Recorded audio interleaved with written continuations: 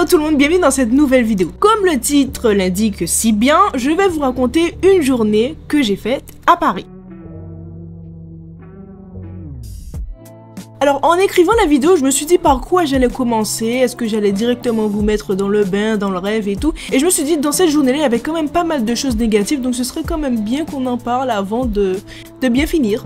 Donc cette journée, c'est la dernière de mon séjour de 5 jours que j'avais réalisé il y a quelques semaines et dont je vous ai parlé dans ma précédente vidéo. Le matin, du coup, je pars avec mon père qui a décidé de faire le voyage avec moi et j'ai donné rendez-vous à mon ami guide qui m'attend à destination. Donc on prend la voiture et elle prend le métro, donc elle va faire ses petites affaires et tout. Elle est déjà arrivée, ça fait longtemps. Hein. Nous, on est à voiture, on y va, on prend le GPS pour je sais pas la combienième fois pendant ce séjour. C'est censé nous aider, mais pas tout le temps. Je vais vous expliquer. Donc je prends le GPS et direction Montmartre, à Paris, dans le 18e arrondissement. Je me laisse guider par ma guide qui me dit qu'on va passer une superbe journée, donc je la crois. C'est vrai, hein. Au fond, c'est ce qui s'est passé, c'était une belle journée. Il y avait quand même des choses négatives, quoi. Donc comme je vous le disais, le GPS est censé nous aider. Mais en fait, ce ne l'a pas fait vraiment, en fait.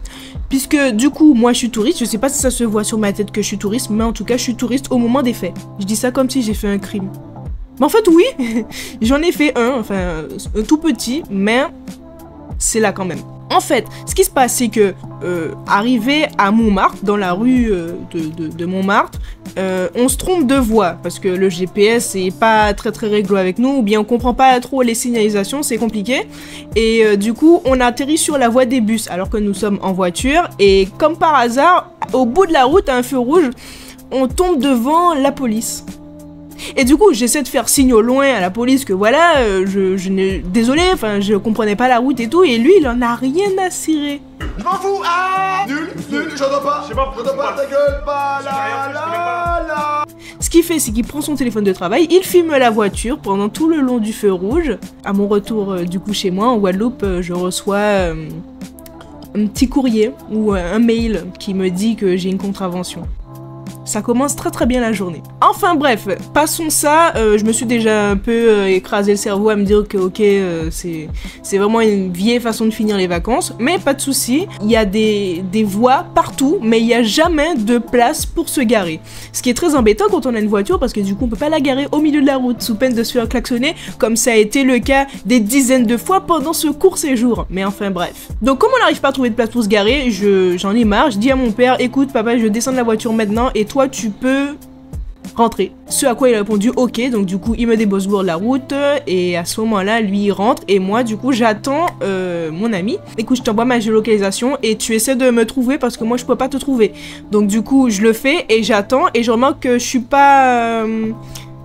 je suis toujours seule en fait, et moi ça m'énerve en fait d'être debout là comme rien et puis d'attendre dans le vent, donc du coup j'attends, et finalement il finit par me rejoindre et c'est un soulagement pas possible, j'ai l'impression qu'on est venu me libérer d'une prison. C'est bien du coup, non? Bah oui, non mais bien sûr, oui, non mais c'est bien évidemment, parce que la façon dont tu l'as dit, enfin je veux dire, vraiment, moi j'ai compris je voulais pas d'une certaine façon, mais c'est pas...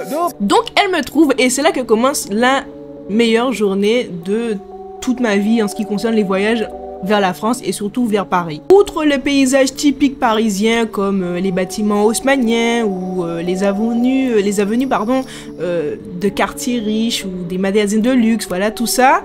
En termes de magasins de luxe, oui j'en ai vu, pas mal. Surtout vers la route pour aller vers Montmartre, justement la destination dont je vais vous parler. Dans l'avenue Montaigne par exemple, dans le 8e arrondissement, c'est une avenue ou une rue en fait où il y a plein de magasins de luxe. Je n'ai rien à faire là puisque non seulement j'y connais pas grand chose aux accessoires, aux vêtements de grandes marques de luxe, hein, pardon, on parle pas de Nike, trucs comme ça, hein. On parle vraiment de Versace, voilà, il y a un niveau quoi. Je passe dans cette rue, pardon, et je sais que je m'y arrêterai jamais, donc du coup je continue ma voie. Il y a même de très belles choses architecturales que j'ai vues, comme par exemple la galerie Lafayette Haussmann, parce qu'il n'y a pas assez de haussmanniens, pareil. Ce mot-là, on le voit très souvent. Et là, le toit est magnifique, c'est une architecture incroyable. J'ai l'impression de me retrouver dans le Titanic alors que ça n'a rien à voir, je suis sur la terre ferme. Donc, direction le 18e arrondissement à Montmartre. C'est là, on va dire c'est le quartier du Moulin Rouge, oui, où il peut se passer pas mal de choses la nuit si on reste un peu trop tard, quoi. Mais bon, heureusement pour nous, c'était en pleine journée, donc du coup, j'ai rien vu de très bizarre, à part des magasins assez suspects, mais enfin bref. Allez vous renseigner sur Google, je pense que ça va mieux vous parler. Montmartre, c'est aussi le basilique du Sacré-Cœur. Comme j'ai déjà vu dans mes précédents voyages sur Paris, je me suis dit que je vais pas m'y arrêter. Je suis passée à côté. Voilà, j'avais plus envie d'aller aux toilettes qu'autre chose, mais du coup, c'est chose faite, je l'ai vu. Ce qui m'intéressait, c'est la partie artistique de Montmartre. Parce qu'il y a une rue, une ruelle, ou un espace assez sympa, où il y a des artistes qui viennent dessiner des portraits réalistes, hyper réalistes, je dirais pas peut-être hyper réalistes, mais réalistes, sur place, en temps réel. Voilà, c'est-à-dire que vous pouvez aller et dire, écoutez, je vais mon portrait maintenant, et ils le font maintenant pour vous. Vous êtes juste assis sur une chaise, je sais pas pendant combien de temps, parce que je suis pas restée très longtemps. J'ai regardé un peu tous les artistes qu'il y avait. Une chose qui est dommage par contre, c'est que le fait que les restaurants ont pris tellement de place dans cet espace que les artistes, eux, en ont de moins en moins. Et du coup, il y en a moins qu'il y en aurait eu il y a quelques années. Mais en tout cas, le fait qu'il y ait ce côté artiste, restaurant, parce que les restaurants sont variés, sont beaux, ils ont une belle architecture, une belle décoration artistique. Même dans les toilettes, je pouvais tomber sous des tableaux assez sympas et autres. Il y avait des tableaux à tous les centimètres, voilà, c'est vraiment très beau à regarder. J'ai pris un verre là, c'était assez sympa. Et puis, destination suivante, nous allons un peu plus rentrer dans Paris, dans le 2e arrondissement.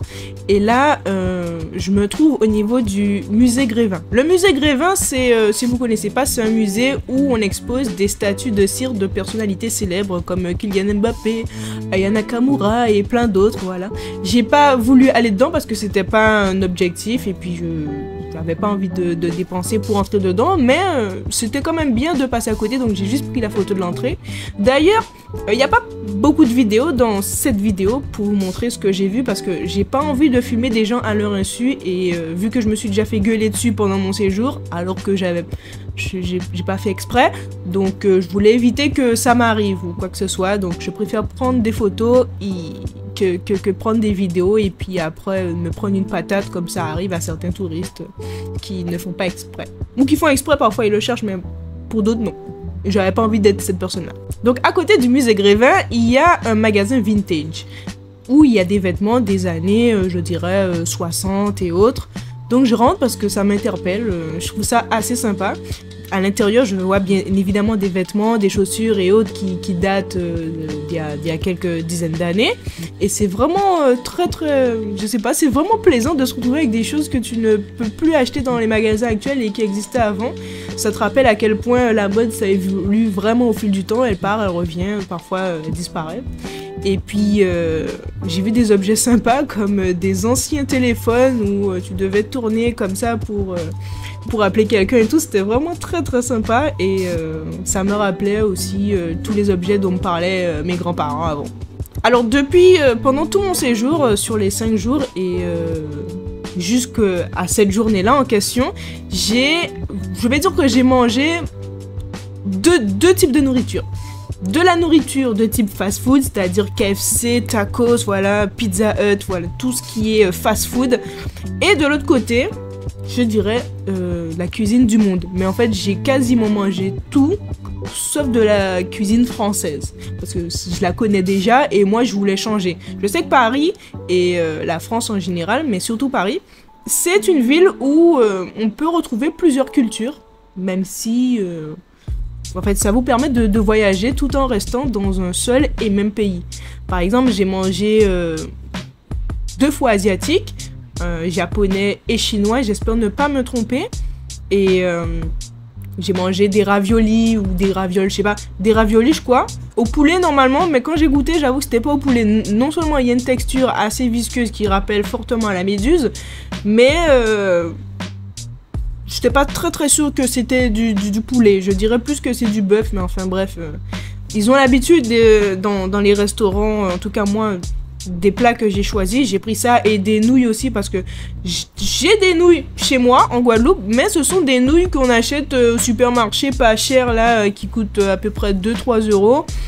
Et on est d'accord que c'est pas les vraies nouilles. Donc moi, je voulais manger un vrai bol de ramen. Vraiment comme ce que je voyais dans les mangas, dans les films et autres. Je voulais manger avec des baguettes parce que j'aime manger avec les baguettes et tout.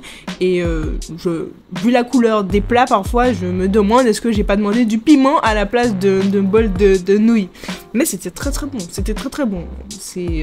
Ça gave bien parce qu'il y a... Le bol est immense. J'ai l'impression que ça fait la taille de ma tête en fait. C'est très très bien servi, c'est pas trop cher en plus, mais c'est vraiment sympa. La cuisine asiatique, c'est vraiment sympa, j'aime beaucoup. C'est particulier quand on n'a pas déjà tout goûté, mais c'est vraiment très très bon, je vous conseille.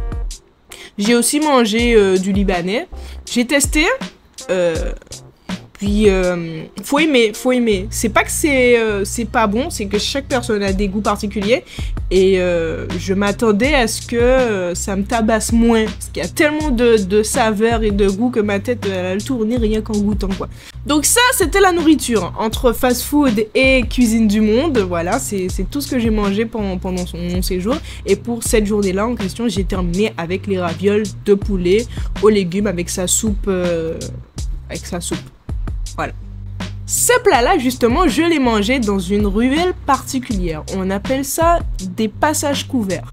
Plus particulièrement, j'étais dans le passage des Panoramas ou le passage Verdot dans le 2e arrondissement. Donc là, on est vraiment au centre de Paris même. J'ai l'impression que c'est là d'ailleurs que tout a commencé. Ça tombe bien puisque ce passage-là, c'est ce qu'on appelle un passage couvert. Un passage couvert, c'est une rue avec des toits, c'est-à-dire que vous sentirez pas la pluie puisque c'est couvert, c'est dans le nom, tout est dit. Et du coup le passage des Panoramas c'est l'un des premiers passages de Paris. Il a été je crois inauguré en 1799 si je me trompe pas, ouais donc 1800 et c'est l'un des premiers passages couverts de Paris. Ce passage-là, il se trouve en face du musée Grévin, donc une fois que j'ai vu le musée Grévin, j'ai été dans le magasin vintage, j'ai été traverser la rue pour aller dans le passage des Panoramas. Je suis même pas encore entrée que je suis déjà un peu émerveillée en fait. C'est comme si c'est comme si vous étiez, dans le film Harry Potter et que vous passiez dans le chemin de traverse pour acheter vos fournitures scolaires pour la rentrée de Poudlard. Il y a plein de restaurants, plein de petits magasins, plein de belles choses, plein de vitrines, plein de choses à regarder. On est dans un monde, c'est un monde dans une ville quoi. C'est vraiment magnifique. J'aimerais bien voir à quoi ressemblent les autres passages de ce type, mais là c'était vraiment waouh. Pour quelqu'un qui aime beaucoup l'art comme moi, j'étais un petit peu à ma place. Je me sentais vraiment toute petite dans cet univers qui resterait entre deux grands bâtiments. C'est magnifique. En fait, c'est un passage où il y a un peu une ambiance rétro, avec des vieilles boutiques. C'est vraiment un univers qui est un peu figé dans le temps, mais qui se modernise quand même pour ne pas dépérir non plus et pour attirer non seulement des visiteurs, mais aussi des habitués, puisqu'il y a tellement de restaurants là-bas que vous êtes sûr de manger un peu de tout. La cuisine française, de la cuisine marocaine, de la cuisine asiatique, coréenne, japonaise, chinois. Vous avez bien entendu de la cuisine française, mais vous avez tellement de saveurs du monde que c'est... Il y a des petits magasins sympas où, comme je vous ai dit, comme c'est un passage qui a été inauguré il y a des siècles, donc du coup on trouve des photos d'il y a de ces périodes-là ou des périodes d'après-guerre aussi. Vous avez des lettres qui sont figées dans le temps, qui datent des années 1900, 1800, des photos anciennes en noir et blanc de personnes que vous ne connaissez pas, mais je suis sûre que ce sont des personnes qui ont existé il y a... Dans ces temps-là. Des timbres aussi pour les collectionneurs de timbres. Vous pouvez aussi trouver votre bonheur, j'en ai vu pas mal et tout. Et puis, vous avez non seulement les couleurs et l'art qui est omniprésente, mais vous avez aussi des petites choses qui vont marquer. Et là, ça va être la transition vers la vidéo que je vais vous présenter la prochaine fois. C'est le magasin de jouets. Alors, j'aime les jouets, mais attention, pas n'importe quel jouet. Je collectionne pas les jouets, mais j'aime les voir. Puisque il y a un truc que j'aime particulièrement, c'est les objets en miniature. C'est-à-dire que dès que je peux construire quelque chose de réel, mais en miniature pour qu'il puisse rester dans ma bibliothèque ou sur mon bureau ou je sais pas, ça m'attire. Et là, je suis tombée sur un magasin dans ce passage-là qui s'appelle la boîte à joujoux. C'est un magasin de jouets ancien et en même temps non, parce que du coup j'ai vu pas mal de choses qui je suis sûre avant n'auraient jamais figuré là, comme Spider-Man par exemple. Ça n'existait pas en 1700 ou 1800, je sais pas. Je crois pas, non, mais il y a des figurines et non seulement ça, il y a tout ce que vous permettra de faire, je sais pas moi, une maison de poupée originale, pas les maisons de poupées du style Playmobil, Lego ou des trucs comme ça qu'on voit, mais vraiment des choses artisanales avec du petit bois très bien fait et tout. Je vous mets des images parce que moi ça a été génial aussi, et même dans les magasins de souvenirs et tout, vous avez aussi des petites choses DIY avec des architectures en petit bois musicales, parce que certaines faisaient de la musique, d'autres ne faisaient aucun bruit, mais elles étaient tellement bien faites que ça donnait envie de tous les acheter pour passer des heures à les faire chez soi. Moi j'en ai acheté une du coup, c'est ce qu'on appelle un Nookbook, mais vous aurez l'occasion de découvrir avec moi ce que c'est dans la prochaine vidéo, je vous en dis pas plus. Mais voilà comment s'est passée ma dernière journée, ma plus belle journée à Paris de mon précédent voyage.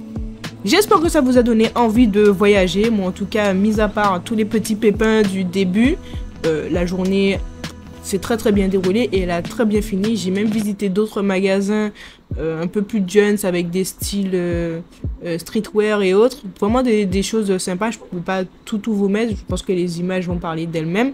Mais je vous conseille vraiment d'aller dans les zones dont je vous ai parlé si vous avez l'occasion de voyager sur Paris, autre que pour le travail ou autre, mais vraiment en tant que touriste. Allez-y, ça vaut le détour, non seulement pour la nourriture, mais aussi pour le nombre de choses qu'il y a à voir. Et puis, j'espère que cette vidéo vous a plu. Et si c'est le cas, n'oubliez pas de vous abonner, de liker cette vidéo et de commenter aussi si vous avez aimé, si vous avez des choses à dire et autres. Sur ce, je vous dis à la prochaine et n'oubliez pas, le dessin c'est la base de tout.